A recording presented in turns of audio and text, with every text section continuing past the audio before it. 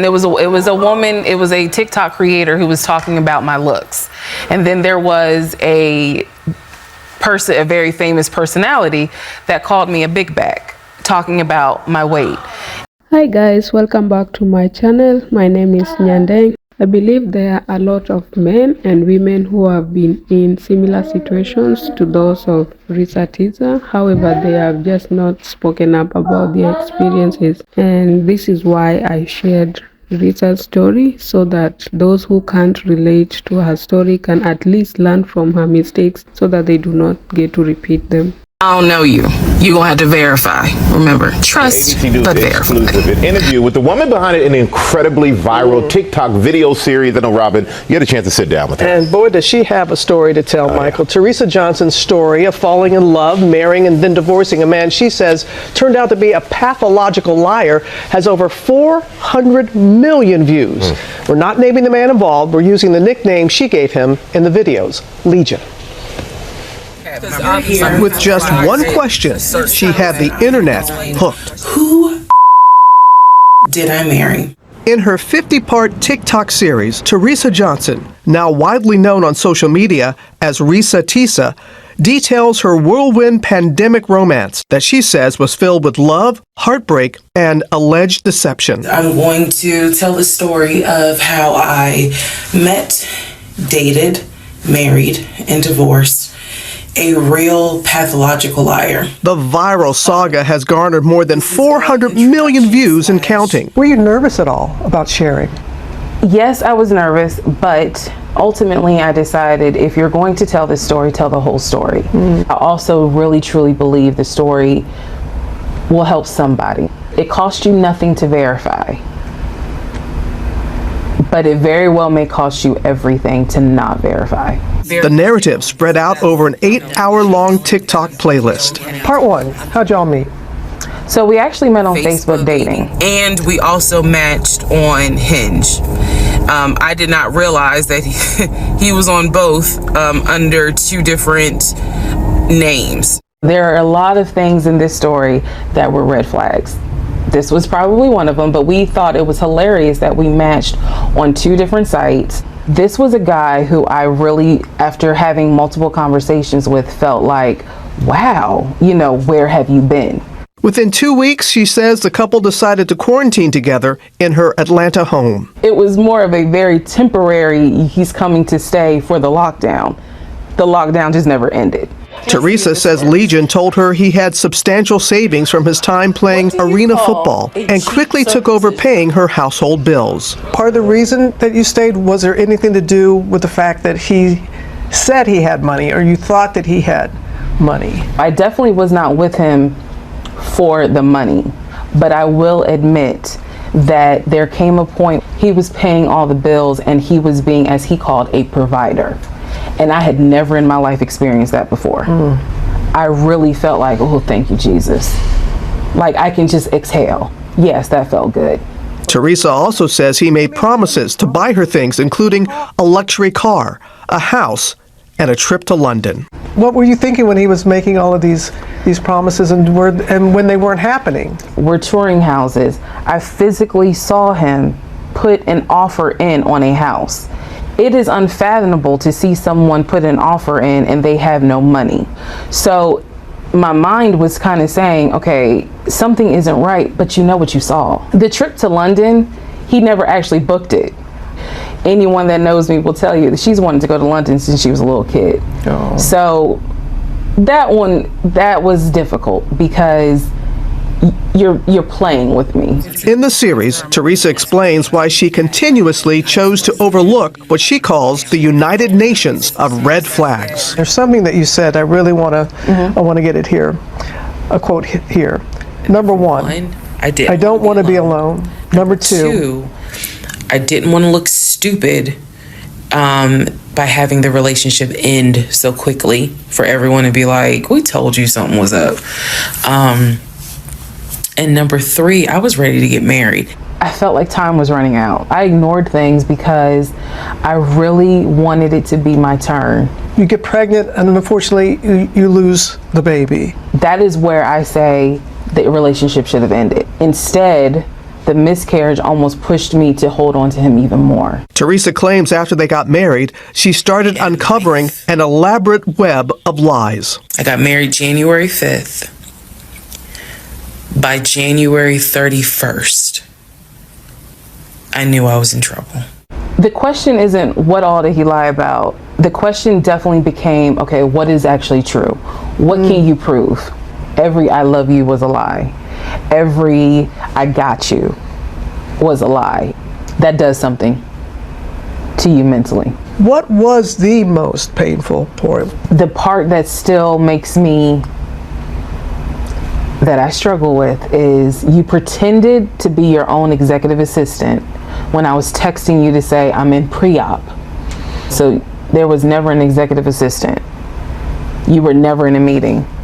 You just simply did not take me to the hospital when I lost our child. Teresa says she discovered he had a criminal record, documents revealing Legion pled guilty to charges of impersonating a police officer in 2017, and even had an open warrant for violating probation. After just 6 months of marriage, Teresa and Legion divorced. It was as if a year worth of weight came off of me. I broke down, and I mean, I wailed. I heard you say that you're not who you were before all this happened. Do you miss her? I do.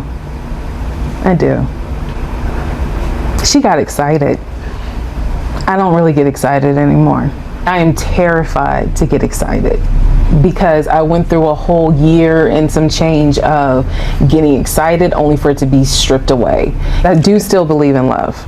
I do still believe in marriage. I do still want that. Being single is not always a great thing, but being married to the wrong person is a completely different type of hell. Why do you think your story has resonated with so many people? I do think being accountable, people appreciate that. I have nothing wrong with asking for grace if I'm going to be honest and say, this is where I messed up. I know I messed up. I'm gonna be honest, I really had to kind of repent. Like, I had to really ask God to forgive me because I believe that God did everything to stop me. And my hard-headed self was still like, that's not a red flag. That's more pink. That was more pink, you know. Teresa says even though recording the series was cathartic, therapy has been key. It is still very much a journey of healing, self-reflection, and simply loving myself way more than to put myself through that or anything even like that ever again. Ever.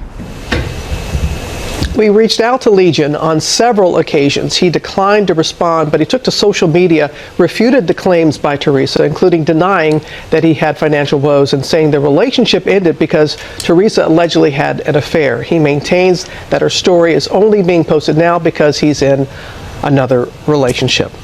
Over 400 million views and counting. She has really struck a chord with women and men who have shared similar stories, and part of it is her accountability in all of this. And honesty. I wanted to be loved. I wanted to get married. I thought it was my time. So you can understand all those things. Yeah, and you know, the thing is, she's taking herself to London. She is. She said she is taking herself to London later this year. I thought you were going to pop out with a GMA giveaway. We going to take it. I'll behave. Guess it's going to happen in what do you mean you're going to behave? You already misbehaved. Well, hey there, GMA fan. We thank you for watching, and we'll see you in the morning on GMA.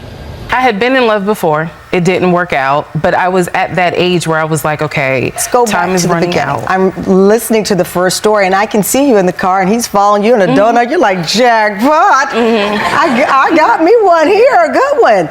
You go to the dinner. To the Cheesecake Factory, which is my favorite, so that's why I did it. And again, the whole conversation flowed. Because again, one thing that I will say about my ex, who is being portrayed right now, is not who I met. He was charming. He was very career-minded. Again, he could dress very well. He carried himself as someone who was serious. We had a good sense of humor, so we were able to be at dinner laughing, joking, talking about family, talking about the things that we wanted in life. And so when he presented himself as saying, you know, I'm 42, I'm ready to settle down, I believed that. What had your love life been like before that? I had been in love before. It didn't work out, but I was at that age where I was like, okay, time is running out in terms of wanting a family. And that fueled a lot of it, because I really looked up one day and I was like, oh my God, I'm way past 30. I'm ready to get married. I felt like my biological clock was absolutely going off. You were ready for love, you were ready for a family, and here's somebody who, as you pointed out, seemed serious, seemed about his business. When you all went to dinner, he paid for the dinner, right? Yes. Okay. And I asked that because a lot of folks have wondered, this wasn't about financials, right? He didn't ask you for money. No. You never had to make any wire transfer. There was no uncle who suddenly got sick and you needed to loan him some money for. Nothing like that. No. Because he was paying all the bills. Correct. Once he moved in, he was paying all the bills, and the story behind him paying the bills was, I'm your man, and I'm going to provide for you. So as my woman, your check is your check. I got you. That's exact. And when he said that, I said, oh, Jesus. Okay. Thank you. The goal, as stated, was to share this with other people, these warning flags, but yet now you're taking insults, attacks. People are questioning your character. They're saying you're doing it for money. And I know that's hurting. Yeah. It is not easy to see yourself being ripped apart online. And I'm human. This is not a world I'm used to. I am not a celebrity. I like to go to Walmart incognito. I like to go, I still, like I said, I still go to work. So it's very difficult to see people who, number one, didn't even watch the series talk about me in such a very visceral and negative way. What has stood out of those negative comments? Because I feel like most people are saying, like our Tant fam, good for you, you're so strong. What negative comments have hurt the most, I guess? The ones where they say, she did this for clout. This is not the way to get clout, because you are literally opening up yourself, and again, you're being vulnerable. Those hurt. The ones that talk about the fact, and I know people have seen this, she does not look like what a VP would date. And it was a woman, it was a TikTok creator who was talking about my looks, and then there was a very famous personality that called me a big bag, talking about my weight. Last week, I reported on the viral TikTok series "Who the F Did I Marry" by Reesa Teesa. And for those who may not be familiar, this is the woman who had an exclusive series on TikTok that shared all the lies her ex-husband told her and how she believed them. Charlamagne shared his opinion on the story when I reported it. I'm gonna be honest with you, man. I hear a lot of big back behavior. Does she have a big back? She do give Sheila that was driving up the mountain. Okay. Yeah, she Sheila was beautiful though. Yeah, no. You talked about the big back, not the face. Yeah, you're right. She's cool. What's your thing with big backs? No, I'm just saying, because in a situation like this, some of you big backs, y'all got to stop being so thirsty for a man. There's a man out there for you. Okay, this woman believed all of this because she wanted to believe all of this. Big back belief isn't like everybody else's belief. Okay, she said it herself. He said everything I wanted to hear. Yeah. She wanted to believe whatever was coming out of his mouth because she wanted a man so bad. Okay. And so it's things like that I'm like, Jesus, I can already admit I'm self-conscious, as a heavier woman. I feel like how I look should not dictate whether or not I deserve what I want. So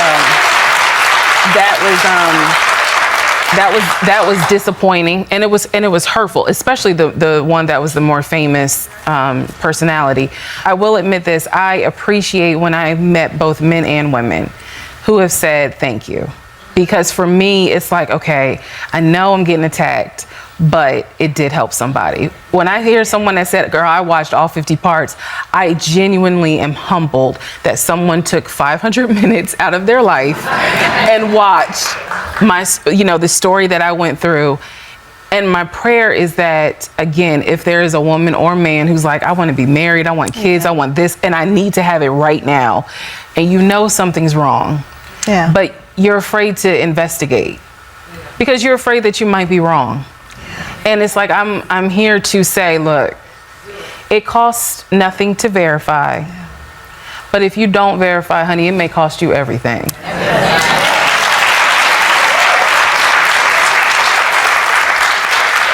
I am debating asking you this. Go ahead. Where are you with dating? Because not now. Okay. I'm not talking about, you need to take a break for a second. Yeah. Your heart is fragile, and you can lock it away out of fear. And after watching that series, if I wasn't married, I might not ever get married. I believe in love. I believe in marriage. I believe it's a beautiful thing. But I am also in a place in my life where I can honestly tell you I am no longer afraid to say, God, if this person isn't for me, remove them. Yeah.